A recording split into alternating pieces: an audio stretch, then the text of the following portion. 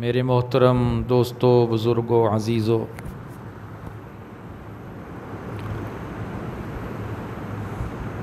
ملک پاکستان کے حالات آپ کے سامنے ہیں۔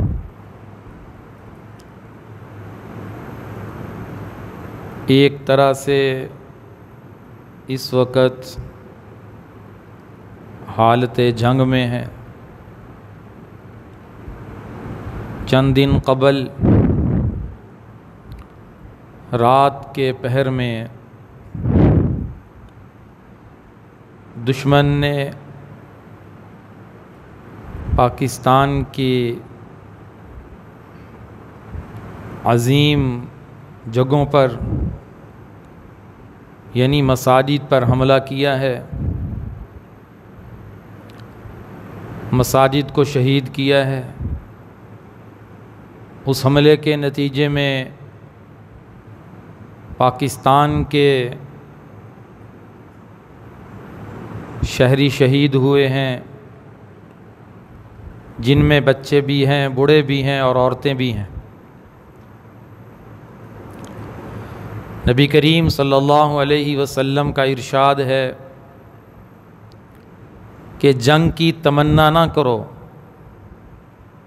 لیکن اگر دشمن حملہ کر دے تو پھر فثبتو، ثابت قدم رہو۔ پھر پیٹھ پھیرنا، بزدلی دکھانا یہ مسلمان کے لیے کسی طور پر بھی جائز نہیں ہے۔ قرآن کریم ان حالات میں ہماری کیا رہنمائی کرتا ہے؟ نبی کریم صلی اللہ علیہ وسلم کی سیرت طیبہ ہمیں کیا پیغام اور درس دیتی ہے؟ مسلمان کو ان حالات میں اس کا جائزہ لینا چاہیے کہ ہمیں کیا کرنا ہے اور ہماری شرعی ذمہ داری کیا بنتی ہے۔ قرآن کریم میں اگر غور کریں کہ جب یہ حالات مسلمان پہ آئیں تو مسلمان کو کیا پیغام اور حکم ملتا ہے؟ اللہ تعالیٰ نے قرآن کریم میں کئی غزوات کے بارے میں آیات نازل کر کے اپنے ایمان والے بندوں کو حکم دیا ہے کہ ان حالات میں تم پر جہاد فرض ہو جاتا ہے۔ اذن للذین یقاتلون بانہم ظلموا، مسلمان کو حکم دیا جا رہا ہے جب ظالم ظلم کرے، جب کافر مسلمان پہ حملہ آور ہو جائے تو مسلمان کو چاہیے کہ مسلمان بھی اسلام کا وہ عظیم عمل، وہ عظیم حکم جسے فریضہ جہاد کہتے ہیں، اس کو زندہ کرے۔ قرآن کریم میں اللہ نے غزوہ بدر کا ذکر کیا، غزوہ احد کا ذکر کیا۔ سورۃ آل عمران آدھا پارہ غزوہ احزاب، غزوہ احد کا ذکر کر رہا ہے، غزوہ احزاب کا ذکر ہو رہا ہے، غزوہ حنین کا ذکر ہو رہا ہے۔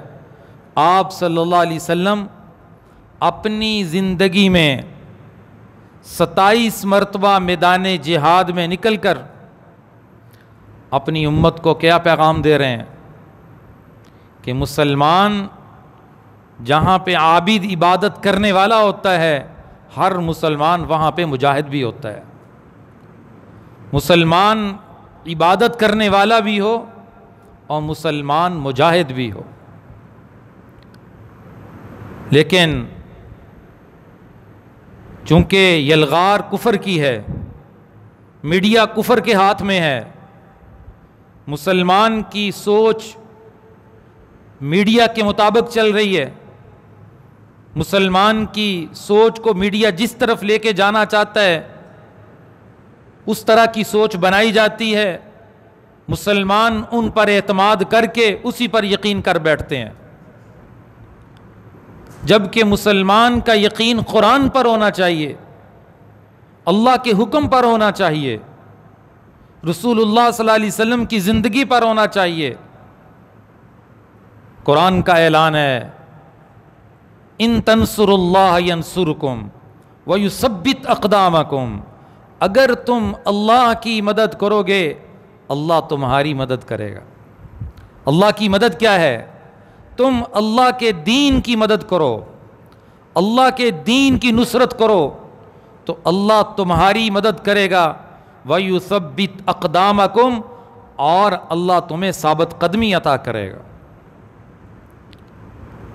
تو سب سے پہلے ان حالات میں جب دشمن ایک اسلامی ریاست پر حملہ آور ہو جائے، مسلمان کو کبھی بزدلی نہیں دکھانی چاہیے۔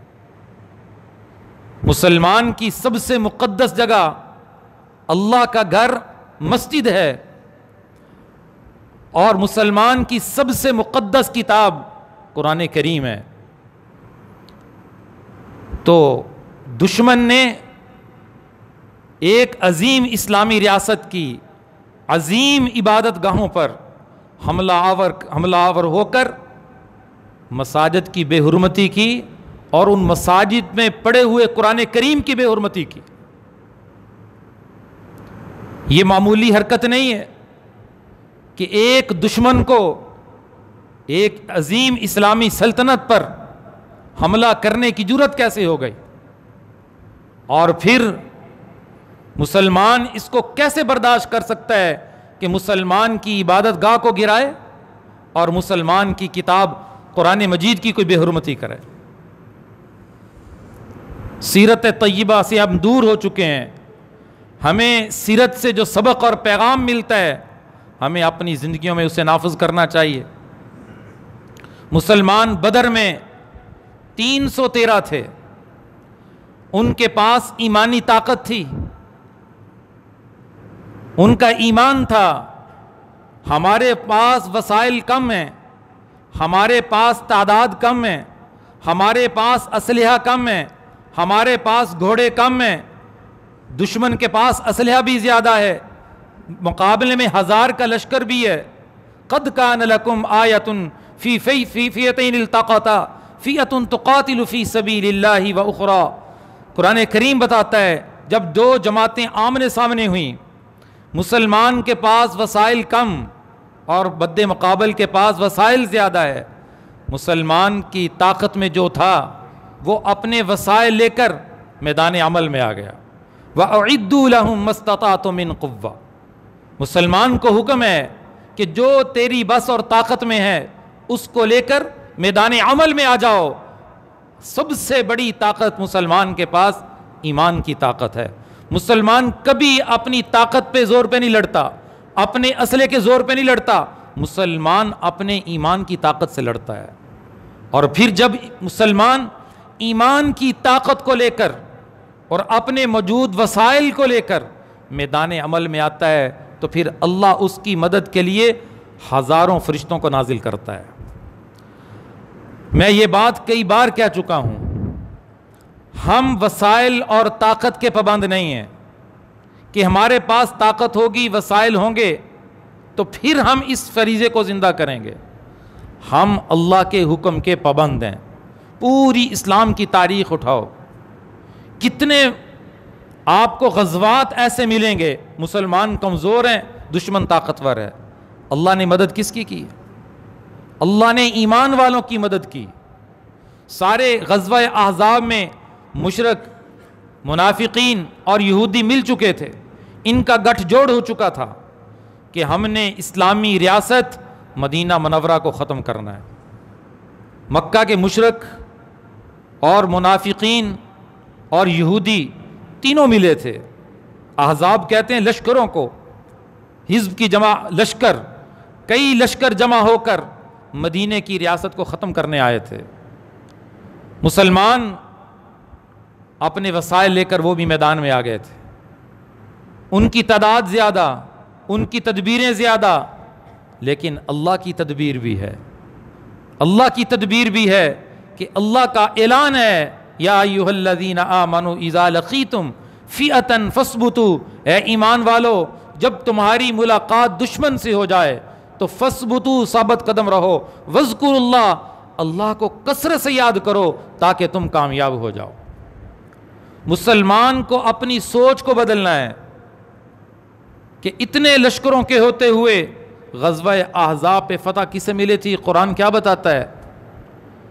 دشمن بھاگ گئے تھے، نیست و نابود ہو گئے تھے، اللہ نے ایمان والوں کو فتح نصیب فرمائی تھی۔ تو مسلمان کامیاب ہو جائے تو فاتح بنتا ہے، غازی بنتا ہے، اور مسلمان شہید ہو جائے تو سب سے عظیم رتبہ اور نعمت اسے نصیب ہوتی ہے۔ مسلمان کسی صورت میں ناکام نہیں ہے، مسلمان کے لیے اللہ نے ناکامی لکھی نہیں ہے، مسلمان کامیاب ہی کامیاب ہے۔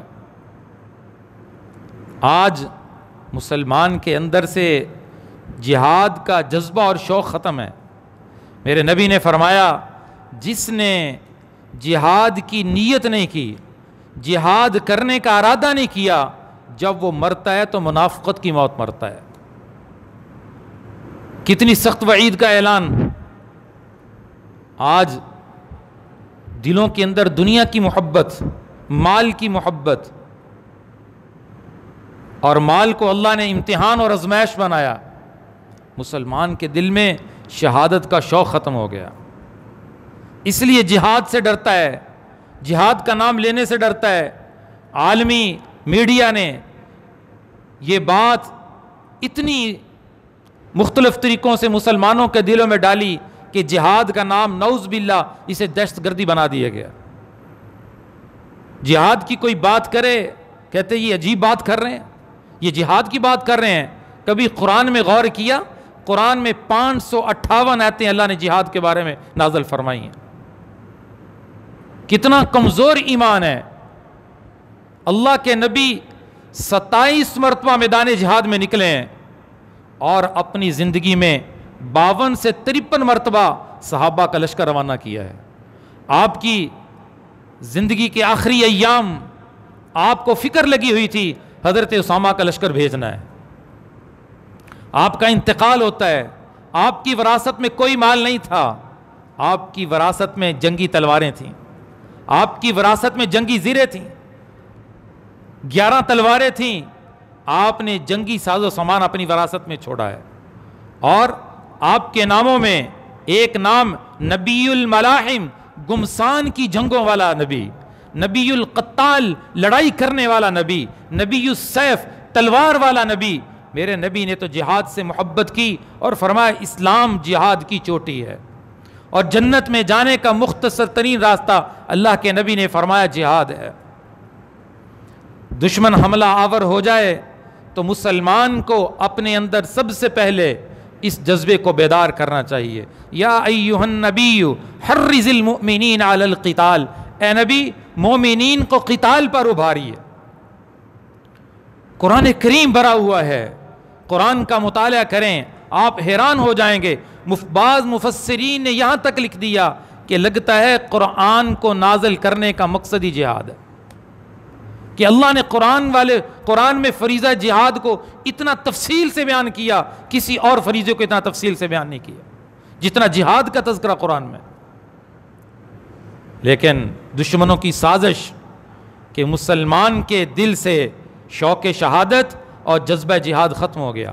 میرے نبی فرمایا کرتے تھے لَوَدِدْتُ أَنْ أُقْتَلَ فِي سَبِيلِ اللَّهِ ثُمَّ أُحْيَا ثُمَّ أُقْتَلْ ثُمَّ أُحْيَا ثُمَّ أُقْتَلْ، میں چاہتا ہوں کہ میں اللہ کے راستے میں شہید کر دیا جاؤں۔ کون کہہ رہا ہے؟ اللہ کے نبی فرما رہے ہیں پھر زندہ کیا جاؤں، پھر شہید کیا جاؤں، پھر زندہ کیا جاؤں۔ میرے نبی تو یوں دعا کیا کرتے تھے اور تمنا فرمایا کرتے تھے، اور یہی جذبہ، یہی شوق، یہی تربیت، یہی جنون اللہ کے نبی نے اپنے صحابہ میں منتقل کیا تھا۔ ایسا شوق تھا جہاد کا، مدینہ کی گلیوں میں آواز لگتی تھی حی علی الجہاد، حی علی الجہاد۔ مرد نکلتے تھے، عورتیں نکلتی تھیں، بچوں کو لے کر آتے تھے، نوجوانوں کو لے کر آتے تھے کہ ہمارے بیٹے کو اپنے ساتھ لے جائیے اور یہ بھی اللہ کے راستے کا مجاہد بن جائے، اللہ کے راستے میں شہید ہو جائے۔ ایک خاتون ایک بچہ لے کر آئی، اس بچے کو معصوم کو آپ جہاد میں لے جائیں۔ میرے نبی نے فرمایا اس سے میں کیا کروں گا، یہ میدان جہاد میں کیا کرے گا؟ اس عورت نے کہا میں شہید کی ماں بننا چاہتی ہوں. یا رسول اللہ آپ کی طرف تیر آئے اور اس کو آگے کر دینا, تیر اس میں کراس ہو جائے, یہ شہید ہو جائے, کل قیامت کے دن میں شہید کی ماں کہلاؤں. حضرت خنسہ رضی اللہ تعالیٰ عنہ کے 4 بیٹے شہید ہوئے, کڑیل 4 بیٹے. نصیحت کرتی ہیں بیٹا اب دشمن کی طرف سے آنے والے تیر کو سینے پہ لینا, پشت پہ نہ لینا. جب اطلاع ملی اللہ نے آپ کے 4 بیٹوں کو شہادت دی, شکر ادا کیا, سجدے میں گر گئیں کہ یا اللہ تیرا شکر ہے کہ تو نے مجھے 4 شہیدوں کی ماں بنایا. آج مسلمان میں جذبہ ختم ہے. آج کسی کا بیٹا جہاد پہ چلا جائے تو سارا گھر رونے پہ آ جاتا ہے, پریشان ہو جاتا ہے, غمگین ہو جاتا ہے کہ میرا بیٹا جہاد پہ چلا گیا, میرا بیٹا اللہ کے راستے میں چلا گیا. معاذ اور معوذ 2 چھوٹے معصوم بچے ہیں, 13-14 سال کی عمر ہے, 2 بھائی ہیں. مدینہ کی گلیوں میں آواز لگی آؤ جہاد کے لیے, بدر کا میدان لگانا ہے, اللہ کے نبی نے بلایا ہے. معاذ اور معوذ باہر کھیل رہے تھے, پتہ چلا کہ اللہ کے نبی جہاد کے لیے بلا رہے ہیں. اندر گئے, اپنی والدہ سے اجازت مانگی. والدہ نے کہا تم چھوٹے ہو, تمہیں اللہ کے نبی جہاد پہ نہیں لے کے جائیں گے. فرمایا ماں ہمیں اجازت دو, ہم سرکار کی خدمت میں جاتے ہیں, جا کے عرض کرتے ہیں. اپنی ماں سے اجازت لی, ماں نے اجازت دی. آج تو مائیں اجازت دینے کے لیے تیار نہیں ہیں. آج ماں اپنے بیٹے کو جہاد کی اجازت دینے کے لیے تیار نہیں ہے. ماں کا ایمان اتنا کمزور ہے, باپ کا ایمان اتنا کمزور ہے. وہ معصوم بچے ماں سے اجازت لے کر سرکار دو عالم صلی اللہ علیہ وسلم کی خدمت میں پہنچے. یا رسول اللہ ہمیں اجازت دو, ہمیں ساتھ لے جاؤ, ہم بھی بدر کے میدان میں جانا چاہتے ہیں. اللہ کے نبی نے فرمایا تم تو ابھی چھوٹے ہو. فرمایا ہم جانا چاہتے ہیں. آپ نے فرمایا بڑے کو اجازت ہے, چھوٹے کو اجازت نہیں ہے. تو چھوٹے نے کہا یا رسول اللہ آپ ہمارے درمیان کشتی کرا لیں, اگر میں جیت گیا تو مجھے بھی ساتھ لے جائیں. تو آپ نے کشتی کروائی. تو چھوٹے نے بڑے کے کان میں کہا تم نیچے گر جاؤ, تیرا تو کام بنا ہوا ہے, میرا بھی کام بن جائے گا. بڑا نیچے گر گیا, چھوٹا اوپر آ گیا. اللہ کے نبی نے دونوں کو جانے کی اجازت دی. عبداللہ بن مسعود فرماتے ہیں بدر کی گمسان کی جنگ شروع ہوئی, میں نے دیکھا کہ میرے ارد گرد 2 بچے ہیں. میں گھبرا گیا, میں ڈر گیا کہ اگر دشمن حملہ آور ہوتا ہے تو میں کیسے بچوں گا. میرے دونوں طرف تو 2 بچے ہیں. تو مجھے دونوں بچے کہنے لگے چچا جان اللہ کے نبی کا بڑا دشمن ابو جہل کون ہے. میں حیران ہو گیا. میں نے کہا تم نے ابو جہل کو کیا کہنا ہے. انہوں نے کہا ہمیں پتہ چلا ہے نبی کا دشمن ہے, قتل کرنا ہے. کہتے ہیں ابھی گفتگو ہو رہی تھی, سامنے ابو جہل نظر آیا, میں نے اشارہ کیا یہ ابو جہل ہے. دونوں بچے باز کی طرح لپکے اور اسے ڈھیر کر دیا. ابو جہل اللہ کے نبی فرمایا کرتے تھے میری امت کا فرعون ہے. ایک موسیٰ علیہ السلام کی قوم کا فرعون تھا, یہ میری امت کا فرعون ہے.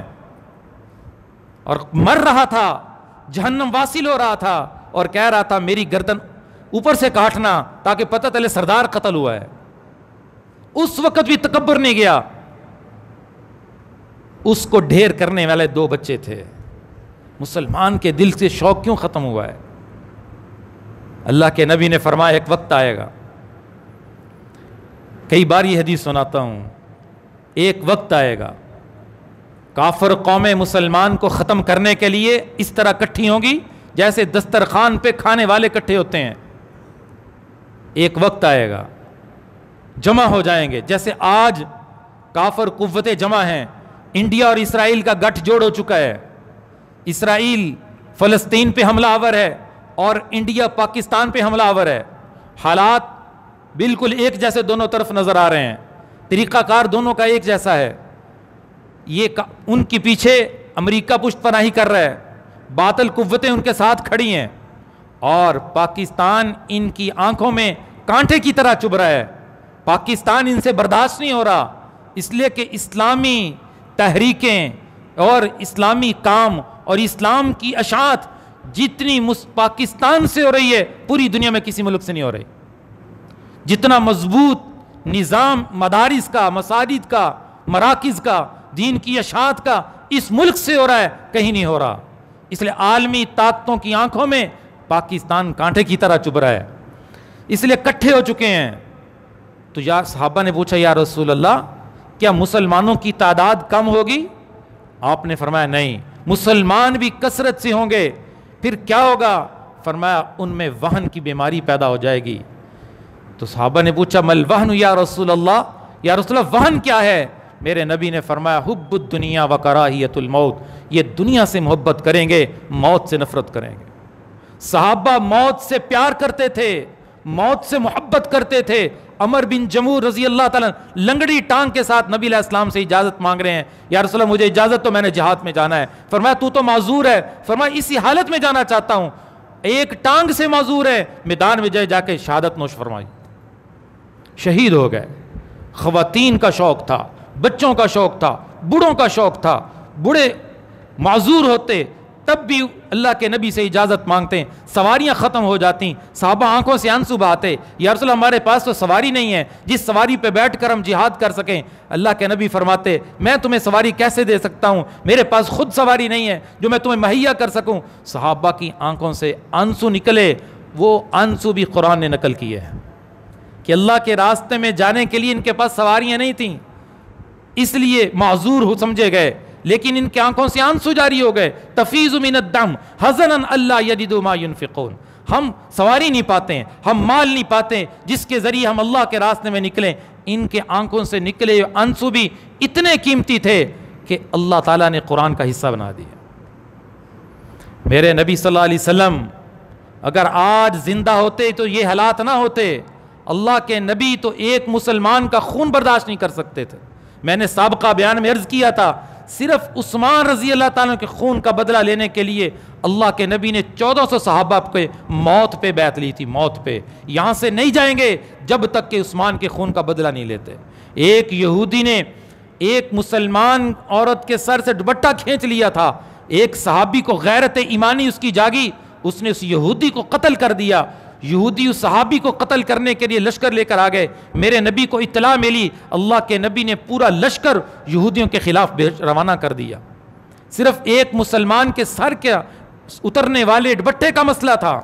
آج ہمارے ملک کی مساجد پہ دشمن نے حملہ کر دیا, مساجد کی توہین کر دی اور قرآن کی توہین کر دی. قوم حضرت صالح علیہ السلام کی قوم جس نے اللہ کی اونٹنی کو قتل کر دیا تھا, فقال لهم رسول اللہ ناقۃ اللہ وسقیاها, صالح علیہ السلام نے کہا کہ اللہ کی اونٹنی اسے قتل نہ کرو, اسے تکلیف نہ پہنچاؤ. لیکن قوم باز نہیں آئی, قوم باز نہیں آئی, اللہ کی اونٹنی کے پاؤں کاٹ دیے. تو کس طرح اللہ نے ان کے اوپر عذاب کا کوڑا برسایا, کس طرح عذاب کا زلزلہ ان پہ برپا ہوا. اگر آج کوئی قرآن کی توہین کرے گا, آپ بتائیے اللہ کی اونٹنی کا مقام زیادہ تھا یا اللہ کے قرآن کا مقام زیادہ ہے؟ وہ اللہ کی مخلوق تھی, قرآن اللہ کی صفت ہے. قرآن اللہ کی مخلوق نہیں ہے, قرآن اللہ کی صفت ہے. اللہ پر فنا نہیں, اللہ کی صفات پر فنا نہیں, اللہ ہمیشہ سے ہے, اللہ کا قرآن ہمیشہ ہمیشہ رہے گا. کل من علیہا فان ویبقى وجہ ربک ذو الجلال والاکرام. قرآن کی بے حرمتی ہوئی ہے اور مساجد کی بے حرمتی ہوئی ہے. مسلمان کی پہلی ذمہ داری یہ بنتی ہے کہ مسلمان رجوع الی اللہ کرے, اللہ کے اس طرف رجوع کرے اور اللہ سے ثابت قدمی مانگے کہ اللہ ان حالات میں ملک پاکستان کی حفاظت فرمائے, اور اپنی فوج کے لیے دعا کرے کہ اللہ انہیں ہمت اور طاقت اور ثابت قدمی نصیب فرمائے کہ وہ دشمن کے مقابلے میں کھڑے ہیں, اللہ انہیں فاتح بنائے اور کامیابی نصیب فرمائے. اور یہ نیت کرے, اگر ہماری افواج عام مسلمان کو اعلان کرتی ہے کہ وہ بھی تعاون کے لیے نکلیں, کہ مسلمان کی یہ نیت اور ارادہ ہونا چاہیے کہ ہم بھی اپنی فوج کے شانہ بشانہ کھڑے ہو کر انشاءاللہ اسلام کے اس فریضے کو زندہ کریں, اور دشمن کی اس حرکت کی بھرپور مذمت کرتے ہیں اور اپنی افواج سے مطالبہ کرتے ہیں کہ دشمن کو ایسا بھرپور جواب ملنا چاہیے کہ دوبارہ دشمن کو جرأت نہ ہو کہ وہ مسلمان کی کسی مسجد, کسی مدرسے, کسی مقدس جگہ پہ حملہ آور ہو سکے. ایسا بھرپور اسے جواب ملنا چاہیے. اللہ تعالیٰ سے دعا ہے اللہ تعالیٰ ہماری فوج کو استقامت نصیب فرمائے اور مسلمان کے اندر جذبہ جہاد پیدا فرمائے, اور بیدار ہو کر ہر مسلمان نیت کرے کہ انشاءاللہ اگر حالات ایسے آتے ہیں ہم اپنی فوج کے شانہ بشانہ کھڑے ہو کر اللہ کے اس حکم کو زندہ کریں گے. وآخر دعوانا الحمدللہ رب